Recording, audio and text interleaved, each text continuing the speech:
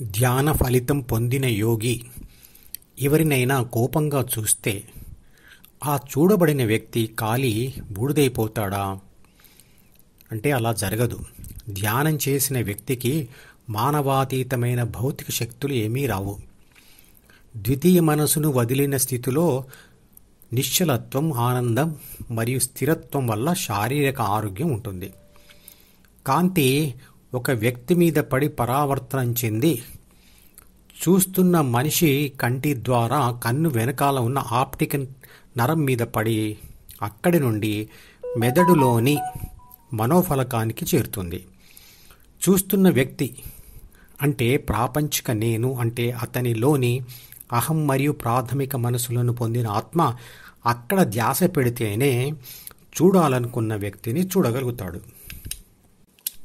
చూస్తున్న మనిషి నుండి ఎదుటివాడిని బూడిదగా చేసే తీవ్రమైన ఉష్ణశక్తి రాదు.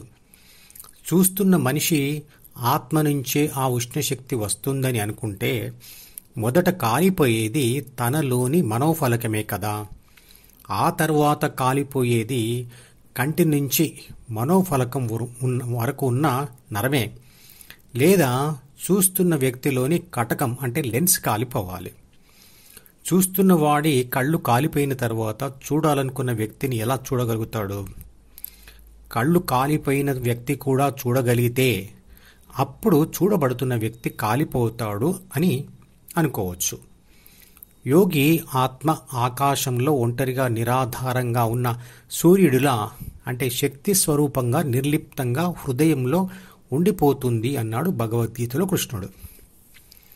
ఆత్మను సూర్యుడితో పోల్చారు కాబట్టి తీక్షణ ధ్యాస ఏర్పరచుకున్న వాడి ఆత్మ కూడా సూర్యుడిలా వేడిని ప్రసరిస్తుంది అని ఊహించుకున్నారు.